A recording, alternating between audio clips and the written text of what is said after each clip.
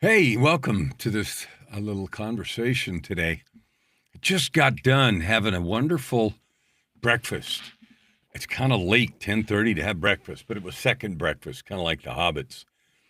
I get up early, 5 o'clock, and I had first breakfast then 6.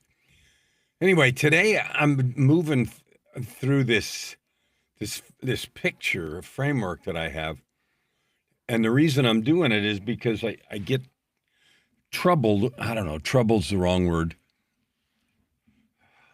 I guess a little concerned or surprised, maybe all of that, about how difficult people find it to change something. Like sometimes we're just completely satisfied with how life goes. Everything's going well. And every day seems to be good. And if it's not good, it's just kind of medium, not good, but mostly really good. And then there are other times where life seems difficult, hard, like the universe is against us or everybody's conspiring. Universe is conspiring against me, that kind of feeling. And I used to get curious about that. Why some days were good, some days were mediocre, and some days were bad. And I had this informal survey I did over several weeks of many folks. And I asked them to tell me what is the percentage? Like if you look at your days and you say good days, medium days, and bad days, and I defined them arbitrarily like this. Bad days are where, things just don't work and everything seems to be against you. All the lights are red. You're on hold for an hour instead of 10 minutes, all that kind of stuff where stuff gets in the way. It might be external stuff or it might be internal stuff. You're just not feeling it. You can't get your energy up to go do whatever it is you thought you were going to do today. Those kind of days. And then there's mediocre days where there's some good stuff and there's some bad stuff. And, you do okay and you get through it and you hope tomorrow's better. And then there's great days where the wind's kind of at your back and it feels like you can really ride. And when Joy and I lived in Phoenix, I would go for a ride that was about 17 miles in the morning on my bike. At the end of my exercise, I'd do some other stuff and then I'd go for this 17-mile ride.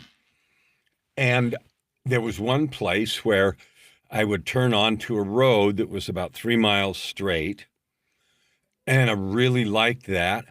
And sometimes the wind on that road would be at my back. And it would be interesting. I noticed when I would turn onto that road, number one, it was long and straight. Number two, when the wind was at my back, I really could feel it.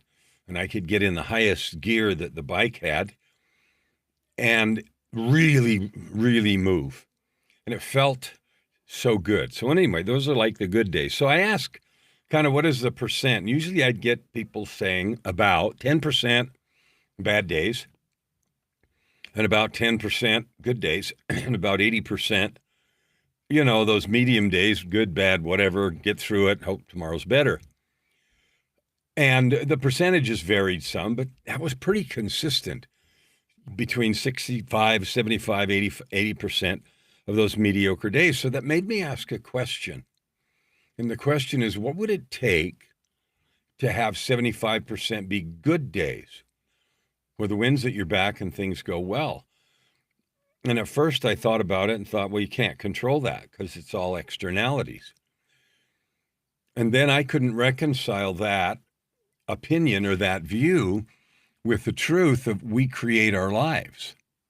We really do. We create how we feel by how we interpret the weather, other people's conversation, events, all that stuff. Shakespeare said something like, there is nothing good or bad until we think it's so. And that same thought's been said in 100 ways. So then I started thinking about how would you go about changing it from, 75% mediocre days to 75% good days? How would you do that?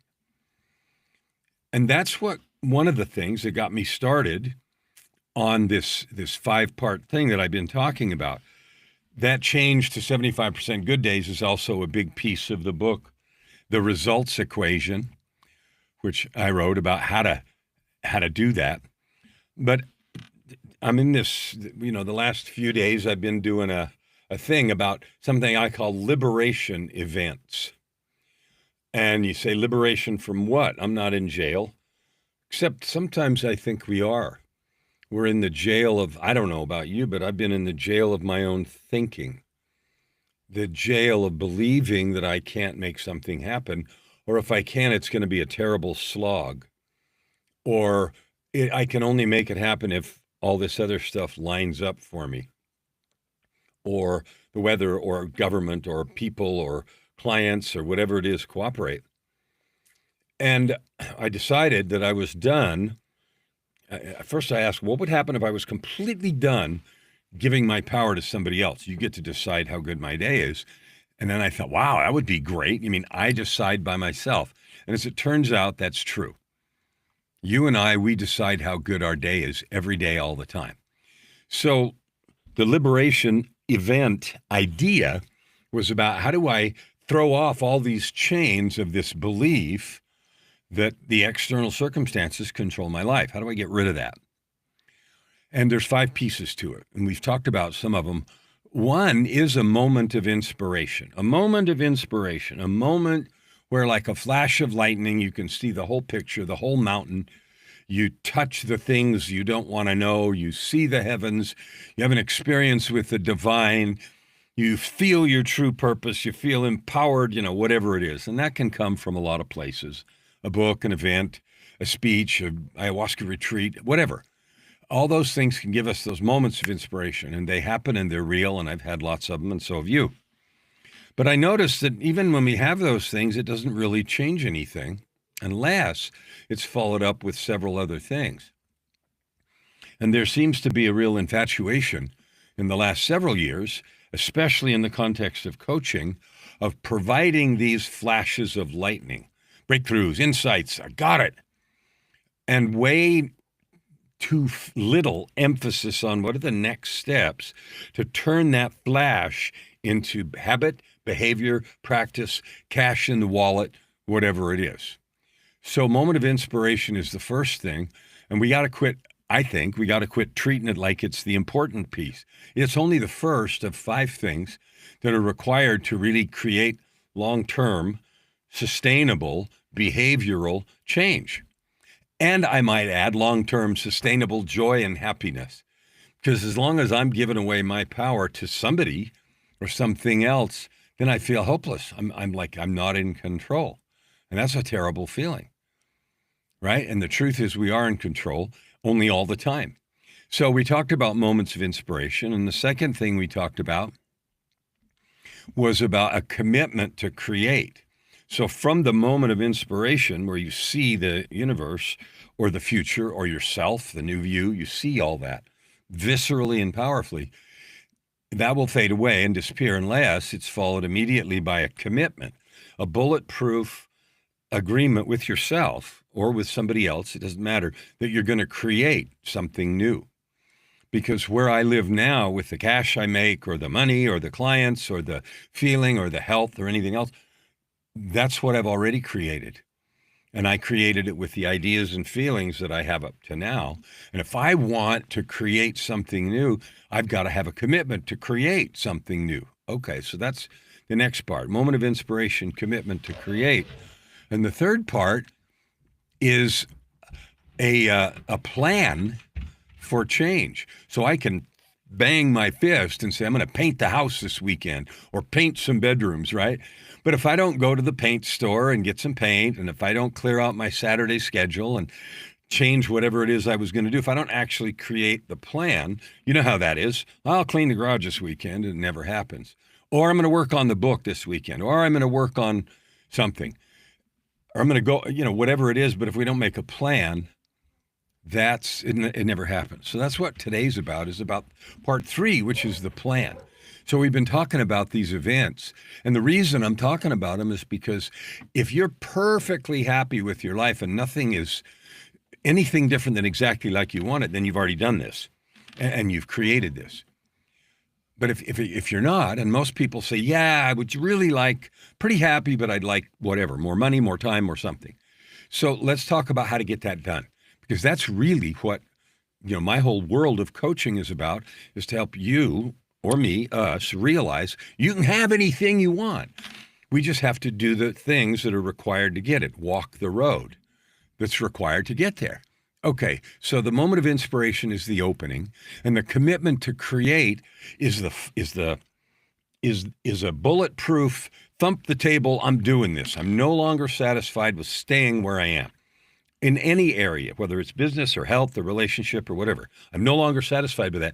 And then the next piece is, okay, what's the plan here?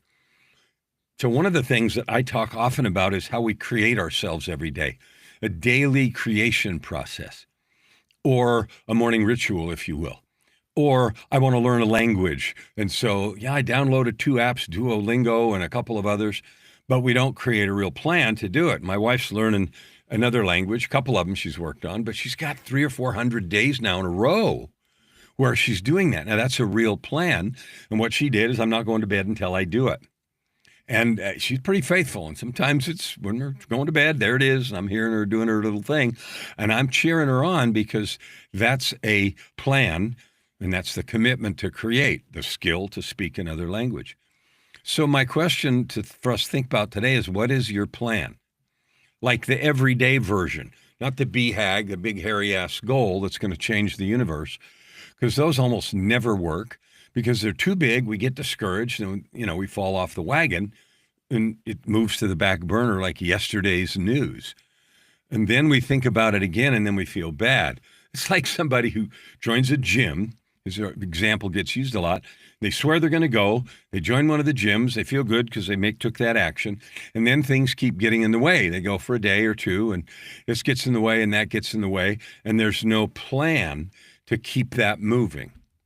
So I don't know what your plan needs to be. If you say, I need to get healthy, I need to fix my money, I need to finish a book, I need to pray more, I need to stop reacting like that, I need to stop talking like that, I need to build a better business, I need to learn to be more present, I need to learn to speak from stage. It doesn't matter. It starts as a feeling, it starts as a yearning, probably after that flash of what would be possible if you had it. Yes. And then the commitment comes, and then he starts the drudgery, right? You mean I got to do this every time, all the day? It's funny. I had a client who had a gym, and it was not a regular 24-hour thing, although I think you could go there 24 hours, but it was most well-known as one of those get ready to be on stage, oiled up, that kind of gym. And we were talking one day about what it took to get to success there. And he said, eat, sleep, and lift, right? And so we coined the term rigorous simplicity. So I don't know what you want to change. Better social media presence, more money, bigger business, happier. Maybe you just want to be happier. Well, if you don't have a plan to do some different actions that is specific and clear and written down, if it's just some vague notion in your head, that's like me saying I'm going to clean the garage this weekend, or I'm going to paint the bedroom, and then not buying the paint and clearing the calendar and all that kind of stuff. So it sounds mundane. You got to get a plan, but the clean truth is this. A plan is not the enemy of your spirit or inspiration. A plan does feel sometimes like drudgery, but it's not the enemy of inspiration or intuition. It is the literal fulfillment. It is the path of making your inspiration real. A plan says, I'm serious enough to give this inspiration a place in my calendar. I'm committed enough to this vision, this new thought, that I'm giving it some room in my life. I'm giving it a place. So a plan says, I'm serious enough about this to decide what happens next. I'm continuously amazed by the number of people that I talk to, and I say, what do you do when you get up in the morning? And they say something like, well, I stretch a little, I get my coffee, I sit down, look at my phone and see what's going on for the day. And, I do a couple things, I dive into work or answer some urgent emails and then walk the dog. And, it's like that. And then I ask, well, when you get done with that stuff, do you feel energetically, spiritually, physically, whatever, like you are flipping on top of the world, like you are ready to take on the world? And not always, but the answer is 95% of the time, not really. I just kind of go with the flow. And then I ask a simple question, which is where this plan thing gets some legs. Have you ever had a time where you felt super connected and super powerful about a project or a thing you're doing, or a conversation you need to have, or a talk you're going to give, or a launch you're going to create, or whatever? Oh, of course I felt that, like in flow. And then I ask the powerful question that most people are afraid of. Can you get yourself to that super powerful place on purpose, on demand, anytime you want? And the answer is almost always no, I don't know how. It comes when it comes, but I can't control that. What if I told you that this process that I'm talking about a moment of inspiration and then a commitment to create and then a plan for change, and there's 2 more steps we'll do over the next couple of days, that you could have on-demand flow. You could be in your highest state. Now, right now we're in the middle of the World Cup, right? And Joy's got it on all the time, and she's infected me, and so I'm a lot more of a soccer devotee than I used to be. And here's what I know. Those players, when they get ready to come, man, they have done their warm-ups. They have done their physical warm-ups. They've had their team meeting. They've done their head work, right? Their psychological work about getting in state for the game. They've done that. They wouldn't dream of coming to a game without being that prepared. And so creating yourself powerfully is not a weird idea. Every sports person does it. Every performer on stage does it. Every musician does it. Every speaker does it when you're going to go and speak in front of 10,000 or 5,000 people. People have a ritual. You see it on the basketball court. You see them getting ready to go to the free throw line. They're saying a bunch of stuff, and you don't know what they're doing, but it is their preparatory work. Why? To get in that focused and clear state so they have the best chance of success. So that kind of plan is part of this. What do I need to do to get in my outrageous state of success? Because remember, if I've got a habit or a series of habits that have brought me where I am in life with the money and the habits and the health and fitness and the self-opinion, how much I do or don't love myself. If I've got a set of habits that have brought me to where I am right now and I want to be somewhere else, I got to change them. I got to change one or more of those habits. And that process of change can be really difficult and often fails, which is why people talk about being stuck in a rut. You don't have to stay there. So you've understood the principle, moment of inspiration, a commitment to create, and a plan for change. And here's the danger.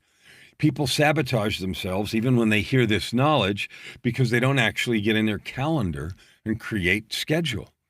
They don't actually make trades on purpose. Okay, I'm doing this new thing instead of that. We somehow figure we're just going to squeeze it in somewhere, and that almost never works. We don't change the inputs of our lives, what we do, who we talk to, how we look at things, the internal dialogue that we have, the way we treat ourselves and the way we treat others. It doesn't change. We just say, oh, I'm going to do it different. But there's no plan and no specifics, and that never works, which is why we stay stuck over and over again. So let me give you some ideas about how to do this. If you say, I'm committed to writing, now you guys know I've written a bunch of books. And, guess what? I'm just finished my first fiction book. Yeah, in a couple months. It's part of a trilogy. And I designed another trilogy, and I'm really excited. I'd never written fiction before. Written 24 nonfiction books about personal development and all that jazz. And Joy's been after me to write some fiction. So I have, and I'm really excited about it. But anyway, if you say, I'm committed to writing, I'm going to write whatever, and you don't put it in your calendar, it's not going to happen. If you say, I'm committed to having more peace, and you don't practice regulation of your nervous system, or you don't practice checking your dialogue before you speak, it's not going to happen. I'm committed to forgiveness. Okay, have you got time where you're saving time, personal, spiritual time, whatever it's going to take to create that forgiveness? If you think you're just going to say and it's going to happen, it's not going to happen. I'm committed to health. Okay, what is the food that's in the house? What does my calendar say about exercise?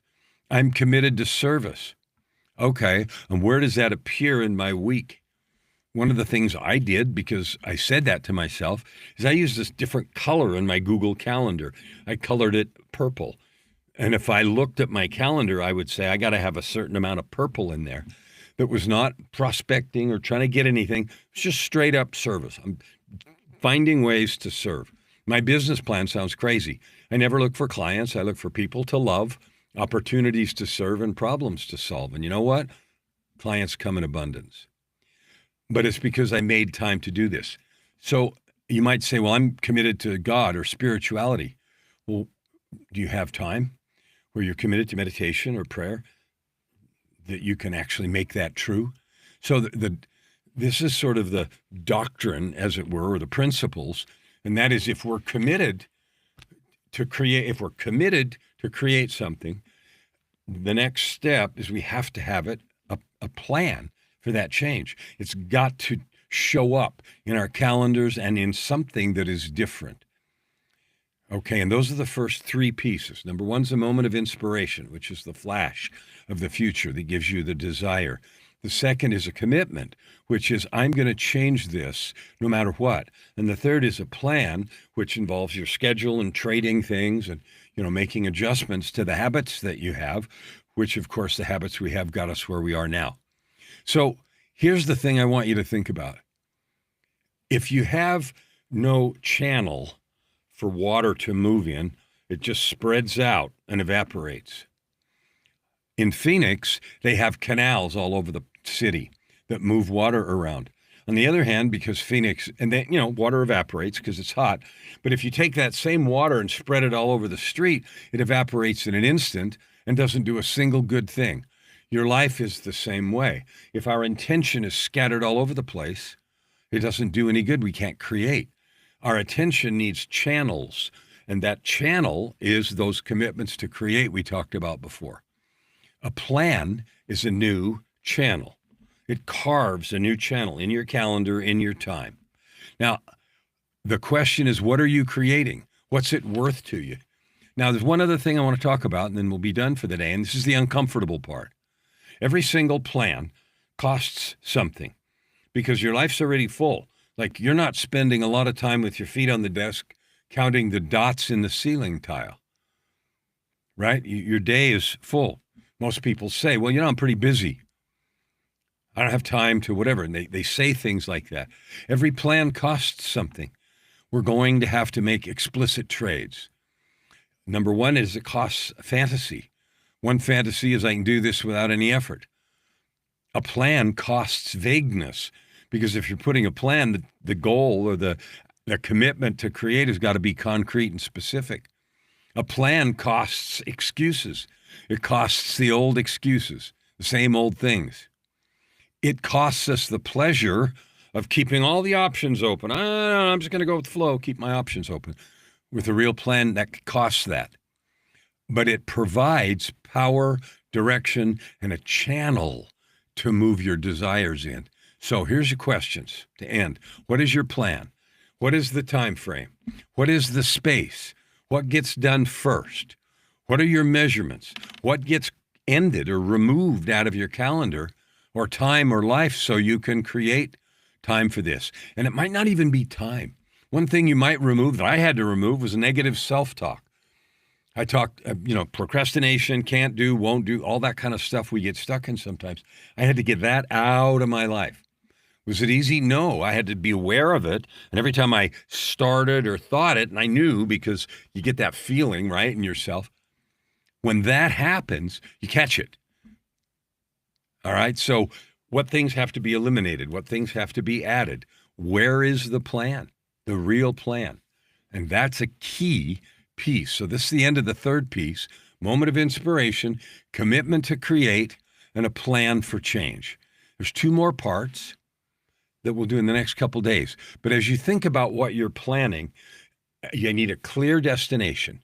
You need to allow it to be alive in you. It's a real plan to a real place you really want to get to. Whatever it is, happiness, money, change, body, relationship, whatever it is in your life, because you are an amazing, powerful person and you can create anything you want.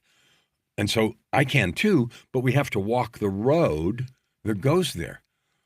We can't pretend it's going to create itself, which is often what happens. I love you. I believe in you. I can't wait to see you again tomorrow.